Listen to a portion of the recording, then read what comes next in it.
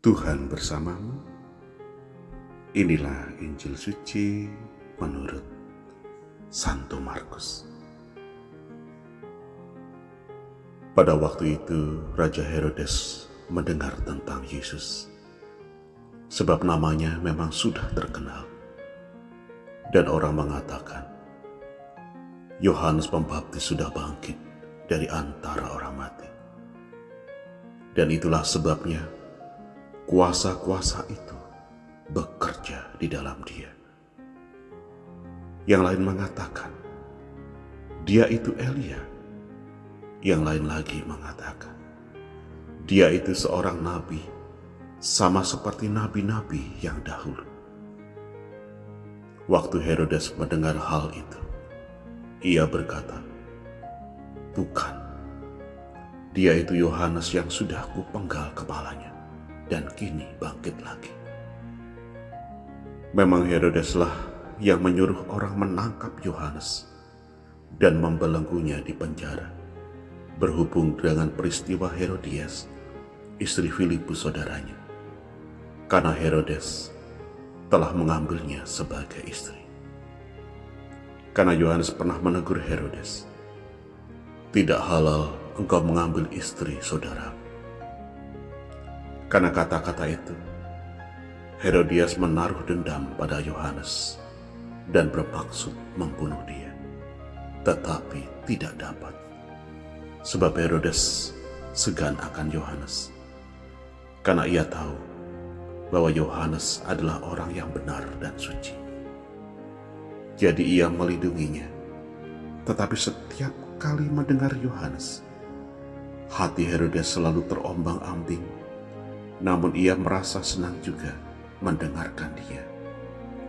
Akhirnya tiba juga kesempatan yang baik bagi Herodias, ketika Herodes pada hari ulang tahunnya mengadakan perjamuan untuk para pembesar, para perwira, dan orang-orang terkemuka di Galilea. Pada waktu itu putri Herodias tampil lalu menari, dan ia menyukakan hati Herodes serta tamu-tamunya.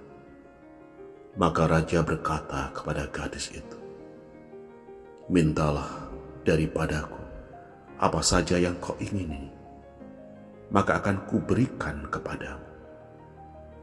Lalu Herodes bersumpah kepadanya, apa saja yang kau minta akan kuberikan kepadamu, sekalipun itu setengah dari kerajaanku.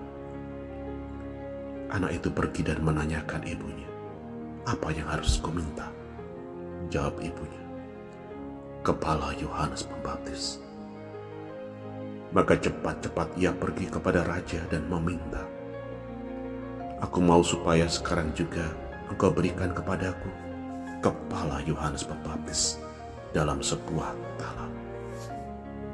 Maka sangat sedihlah hati raja, tetapi karena sumpahnya dan karena segan terhadap tamu-tamunya, ia tidak mau menolaknya. Raja segera menyuruh seorang pengawal dengan perintah supaya mengambil kepala Yohanes. Orang itu pergi dan memenggal kepala Yohanes di penjara. Ia membawa kepala itu dalam sebuah talam dan memberikannya kepada gadis itu.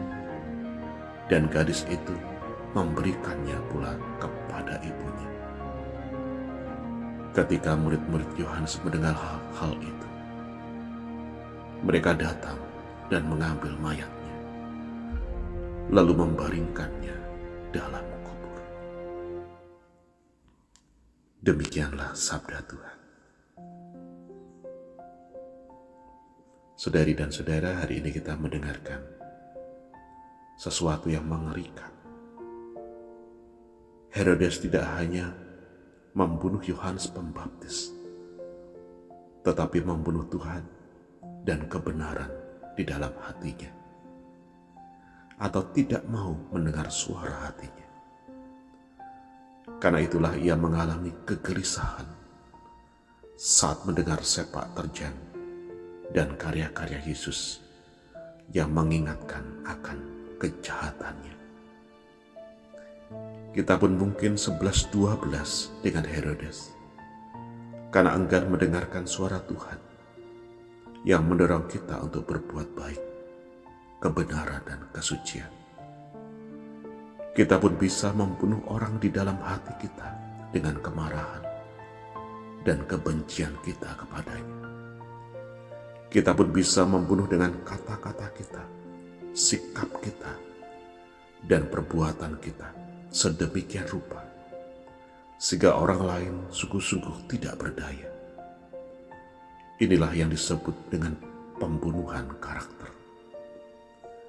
Herodes setelah membunuh Yohanes dikejar-kejar oleh rasa bersalah, sehingga ia memandang Yesus sebagai kemunculan kembali Yohanes Pembaptis. Saudari dan saudara, kita pun tidak mau dikejar-kejar rasa bersalah, karena hidup kita menjadi tidak tenang dan damai, terus-menerus dibayang-bayangi oleh kesalahan itu. Mengapa sikap dan perbuatan saya seperti ini? Mengapa kata-kata saya kasar terhadap orang lain? Mengapa saya mudah marah? Dan sebagainya, dan sebagainya. Janganlah kita berhenti pada rasa bersalah itu, tetapi mari kita memperbaiki diri, mengaku dosa, dan tidak berbuat dosa lagi. Semoga Tuhan memberkati saudari dan saudara sekalian.